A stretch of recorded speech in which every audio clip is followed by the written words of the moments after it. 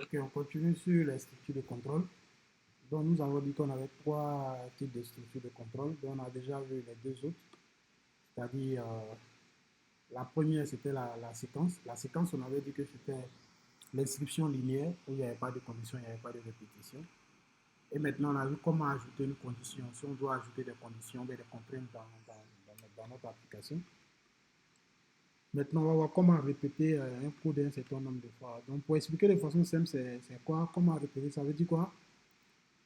Si je dois afficher par exemple bonjour 10 fois, vous voyez que je peux faire un copier-coller 10 fois. Si je dois l'afficher par exemple 1000 fois, c'est bon. Ou bien si je dois l'afficher un certain nombre de fois que moi-même au départ je ne connais pas et qu'il y a des conditions qu'on doit respecter à chaque fois, alors je suppose que si la personne m'a salué, je dois saluer la personne.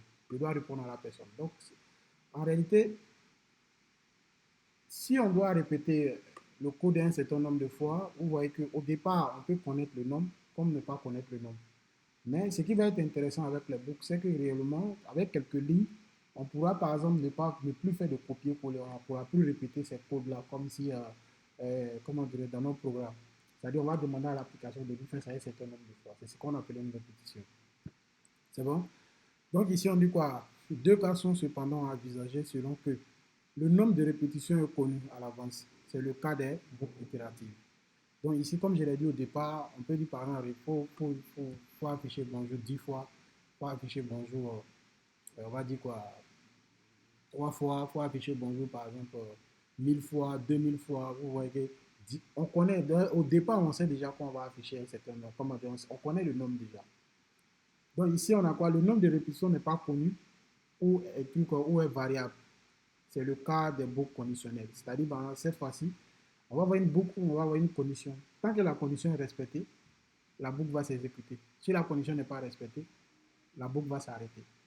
Voilà. Donc, c'est un peu ça au niveau des boucles. Donc, on va aller au niveau des. On va essayer d'avancer au niveau des boucles. Donc, si on regarde bien, ici, on a d'abord la première boucle qu'on appelle la boucle pour. Donc, ici, qu'on appelle la structure pour. Donc, dans la syntaxe, on nous dit quoi? On va nous dire pour i. Pour par exemple, ici, suivi, pas derrière. Ok, ben ici, on a quoi? Tac, tac, tac. Il a grandi. Ok, okay. Ici, je vais mettre en sécurité. Ok. Ok, donc quand vous regardez pour la boucle pour, on a dit quoi? Pour compteur allant de 1 à n faire, c'est bon? Pour compteur allant de 1 à n, par pas de k. Parce qu'on va expliquer un peu tout ça. Donc, ça veut dire quoi? Si par exemple, il s'est trouvé que je dois afficher, par exemple, comment dirais-je, je dois faire une instruction un certain nombre de fois. Donc, vous allez voir qu'ici, je vais avoir un compteur avec le pour qui va me permettre de faire quoi? De contrôler pour voir est-ce que le nombre a été déjà atteint. C'est un peu ça.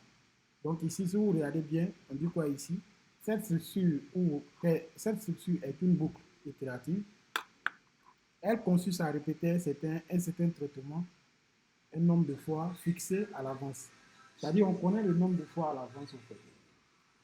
Ici, avec par exemple la boucle pour, on connaît le nombre. C'est-à-dire, quand on commence, on sait déjà on doit faire ça tel nombre de fois. On sait où commencer, on sait où s'arrêter.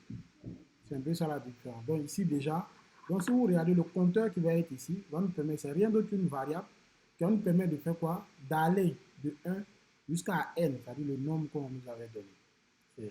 Donc, je ne sais pas si vous voyez. Donc ici, le cas va être le pas. Le pas, c'est quoi? Ce n'est rien d'autre que, par exemple, si je lui dis qu'il doit quitter de 1 jusqu'à 100, le pas peut être, par exemple, à 2. Donc s'il fait 1, il va faire quoi? Il va faire 3, il va faire 5, il va faire 7. Je ne sais pas si vous arrivez à comprendre. Donc c'est un peu ça, en fait. Donc c'est le pas. Maintenant, si le pas est égal à 1, vous allez voir qu'on va faire 1, on va faire 2, on va faire 3, on va faire 4, ainsi de suite. Donc le pas va nous permettre, par exemple, de savoir comment il faut arriver jusqu'à, par exemple, au nombre de fin, comme on a ici, qu'on appelle indice fin ici. Donc, comment quitter de A, comment quitter de 1 jusqu'à N. Voilà, donc c'est le cas qui va nous donner maintenant le comment. Donc, le compteur est là seulement pour vérifier, pour savoir est-ce qu'on est déjà arrivé à N. Donc, c'est grâce au compteur, on va continuer ou bien sortir de la boucle. Voilà. Donc, c'est un peu ça au niveau des boucles qu'on connaît littéralement. Donc ici, bon, je pense que c'est tout ce que j'ai expliqué. Hein. Voilà. Le N, c'est le nombre de fois qu'on veut réellement que la boucle s'exécute. Le compteur n'est rien d'autre que, par exemple, comme on l'a dit, comme le nom le dit, c'est un compteur. Du fait qu'on a donné, donc c'est la boucle qui va s'occuper de faire ça de façon automatique. Et c'est la boucle qui va vérifier si réellement on doit sortir ou pas. Donc, ce n'est pas à nous réellement de dire à la boucle à quel moment il faut sortir un sous-signal. Voilà. Après ça, ici, il y a quelque chose qui se ici.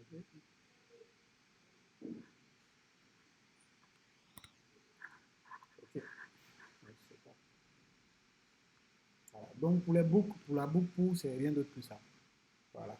Donc, si je dois dire bonjour 10 fois avec la boucle pour, je peux par exemple dire pour par exemple compter allant par exemple de 1 à 10, voilà, pas de 1, fait. Donc ici, vous allez voir que ça va m'afficher les bonjour 10 fois, parce que le compteur va nous permettre de soit rester dans la boucle, soit sortir de la boucle. Ok?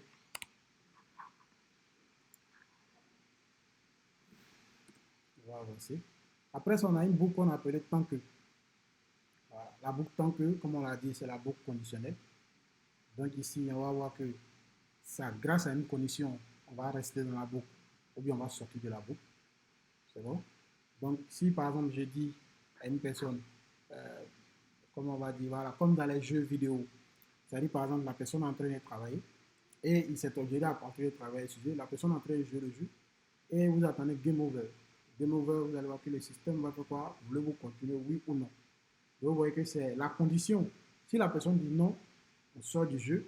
Si la personne dit oui, on continue dans le jeu. C'est la même chose avec le temps. Voilà. Le temps que donc la condition va toujours être présentée pour que la personne puisse continuer ou bien arrêter. Voilà. Donc c'est grâce à une condition qu'on va soit rester dans la boucle, soit sortir de la boucle.